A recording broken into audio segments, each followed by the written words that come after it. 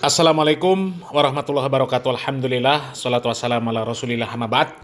Kaum muslimin yang dirahmati Allah subhanahu wa ta'ala, kita masih membahas sosok singa Aswaja kaum muslimin.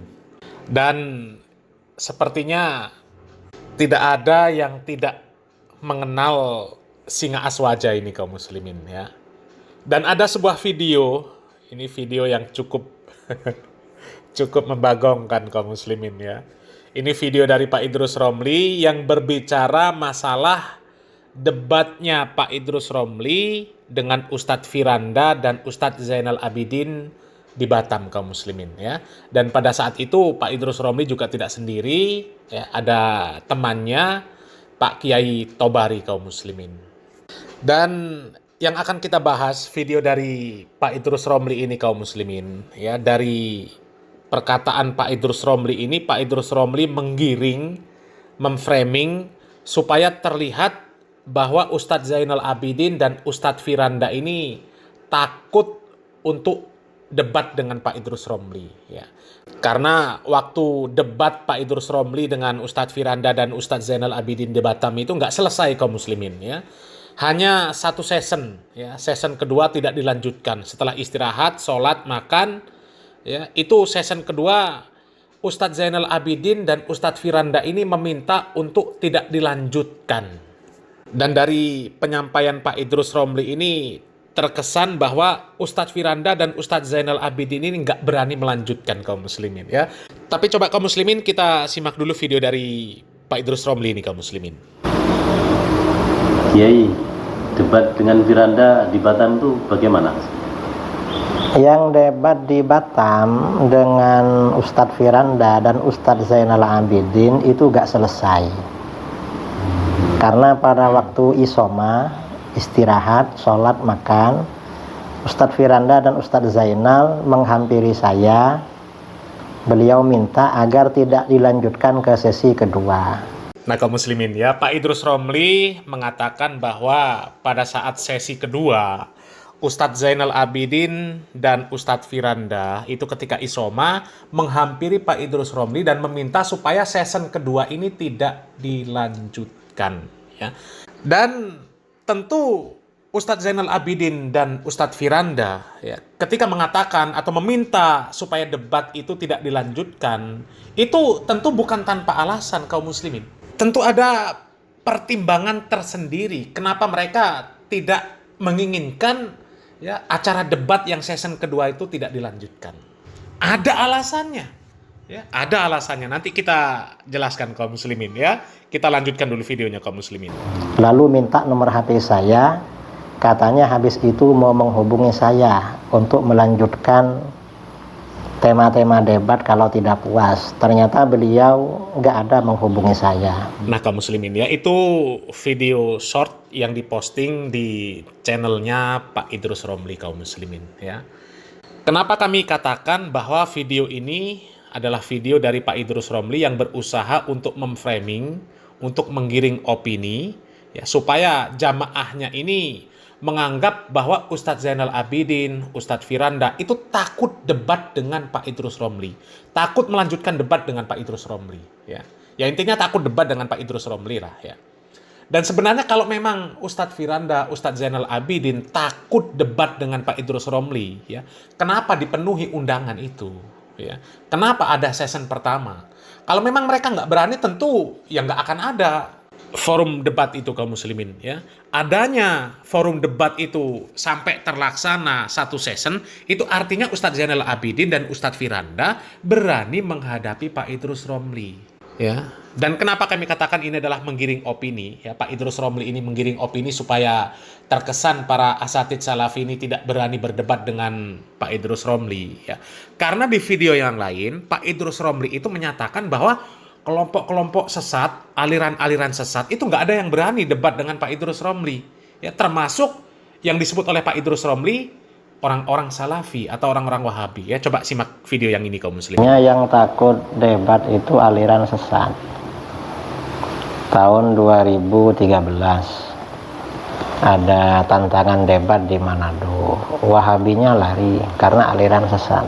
Nah kaum muslimin ya, ini Ini statement yang aneh kaum muslimin ya. Kata Pak Idrus Romli, di tahun 2013 ada tantangan debat di Manado.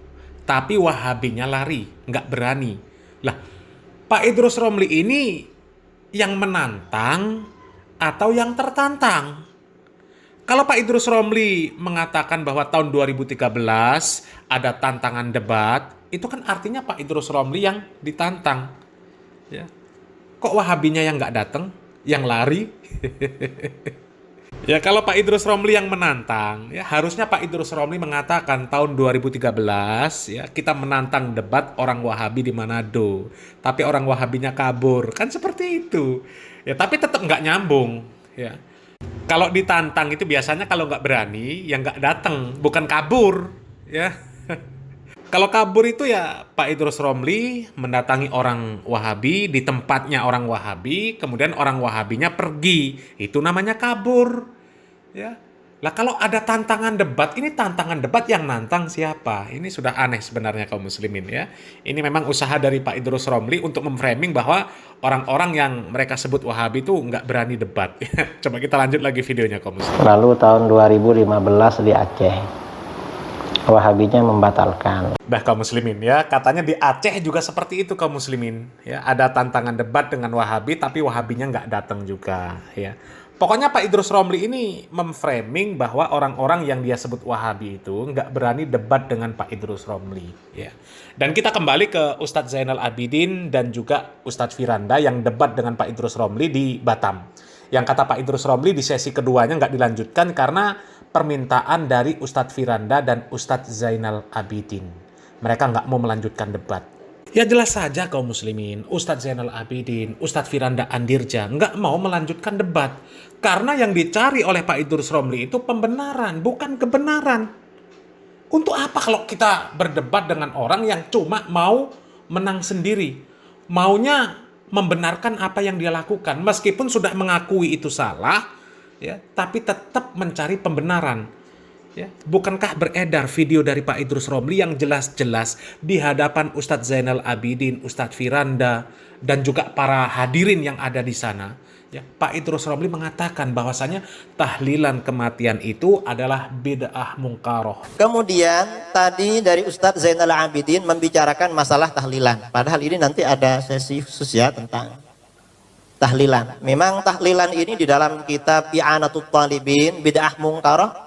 Dalam sebagian lain dikatakan bid'ah makruhah. Bid'ah makruhah orang yang memerangi akan mendapatkan pahala. Tapi persoalannya ini sudah menjadi budaya, sudah menjadi adat, kalau diperangi malah kita yang dimusuhi oleh orang. Padahal kata para ulama di dalam ada seorang ulama dari mazhab Hambali, ada kitab namanya Al-Adabus Syar'iyyah wal Minahul Mar'iyah karangannya Ibnu Muflih Al-Maqdisi. Beliau muridnya Syekh Ibnu Taimiyah. Kitab ini diterbitkan oleh pemerintahan Saudi Arabia. Beliau mengatakan la yambaghil khuruj min adatin nas illa fil haram. Tidak sebaiknya keluar dari adat masyarakat selama tidak haram. Tuh kaum muslimin ya, Pak Idrus Romli sendiri sudah mengakui, disebutkan di dalam kitab I'anatul Talibin, orang yang memerangi akan diberikan pahala. Tapi apa kata Pak Idrus Romli? Itu sudah menjadi adat. Kalau kita memerangi, kita yang akan dimusuhi oleh masyarakat. Ya. Ustadz Zainal Abidin sudah menjelaskan, ya itulah namanya dakwah. Namanya dakwah memerangi kemungkaran itu ya pasti dimusuhi oleh pelaku kemungkaran. Kalau Pak Idrus Romli mendakwahi tentang haramnya judi, ya di hadapan orang-orang yang melakukan judi, pemain judi, ya, maka orang-orang itu nggak akan terima. Ya, mendakwahi tentang haramnya zina, haramnya riba terhadap orang-orang yang melakukan zina, melakukan riba, ya pasti mereka marah. Pasti mereka marah, mereka nggak terima. Mendakwahi tentang wajibnya menutup aurat, ya, berdosa jika tidak menutup aurat, ya. Mendakwahinya di hadapan orang-orang yang tidak menutup aurat, ya mereka nggak terima, mereka pasti tersinggung, mereka pasti marah. Begitu juga dengan orang yang mendakwahkan tentang bahaya bid'ah, tentang hukum tahlilan itu bid'ah mungkaroh di hadapan pelaku tahlilan. Ya pasti mereka marah. Tapi coba ketika menjelaskan tentang bahaya bid'ah, ya, bid'ahnya tahlilan di hadapan orang-orang yang tidak melakukan tahlilan, ya mereka nggak akan marah, ya karena mereka bukan pelaku. Ya, tapi ketika berdakwah tentang amar ma'ruf nahi mungkar, ya, berdakwah mencegah kemungkaran terhadap orang-orang yang berlaku mungkar, ya pasti mereka marah. Ya, dan memang seperti itu resiko dakwah amar ma'ruf nahi mungkar, ya seperti itu.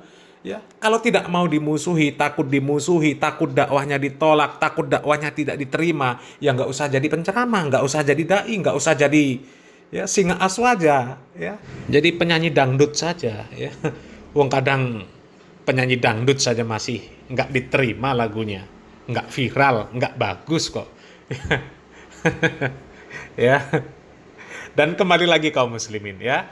Kalau Pak Idrus Romli ya mau mengatakan para ustadz Wahabi, ya, para orang-orang Wahabi takut melawan debat Pak Idrus Romli, ya, dan secara umum takut melawan debat orang-orang aswaja, ya, atau orang-orang aswaja yang memiliki pemikiran seperti itu, bahwa para asatid salafi, orang-orang salafi takut debat dengan orang-orang aswaja, ya, itu salah besar, ya. Orang-orang salafi ini bukan takut, ya, karena berdasarkan pengalaman orang-orang aswaja itu cuma cari pembenaran, bukan mencari kebenaran. Karena sudah terbukti kebenaran masih dibantah, masih berkilah, masih mencari alasan supaya apa yang mereka amalkan itu tetap dilaksanakan, tetap bisa mereka amalkan. Ya, coba berapa banyak sudah, ya, ada Ustadz Yazid bin Abdul Qadir Jawas rahimahullah yang sudah menjelaskan tentang ya syiriknya minta-minta di kuburan yang dianggap wali, kuburan yang dianggap barokah, ya. Ketika beliau berceramah, semua terdiam, ya. Tapi selepas itu apa? Masih juga sampai sekarang malah tambah banyak kuburan-kuburan keramat, ya, kuburan-kuburan keramat palsu pun diziarahi, diminta-mintai, ngalap barokah. Na'udzubillah min dzalik, ya. Bahkan kalau berbicara Pak Idrus Romli sendiri, ya, sampai Pak Idrus Romli membuat kitab yang isinya fitnah terhadap para ulama yang bermanhaj salaf demi untuk membela amaliyah mereka. Coba kaum muslimin, demi membela akidah dan ibadah mereka yang menyimpang, sampai mengarang kitab mengatasnamakan para ulama yang bermanhaj salaf. Coba kaum muslimin, ya. Terus kalau orang-orang seperti ini dilayani debat, untungnya apa? Ya, hanya buang-buang energi saja, ya. Jadi akhirnya apa? Para asatid salafi ya cukup berceramah, membuat acara-acara kajian, acara-acara daurah, tablik akbar. Di sana dijelaskan tentang bagaimana akidah, bagaimana ibadah, bagaimana muamalah yang benar, ya. Terlepas orang mau terima, alhamdulillah, tidak terima, nggak ada masalah, ya. Ya karena kita nantinya di hadapan Allah Subhanahu wa taala ya mempertanggungjawabkan masing-masing, ya. Hanya saja orang-orang yang mereka diberikan oleh Allah Subhanahu wa taala anugerah ilmu, ya mereka hanya berkewajiban untuk menyampaikan saja, ya.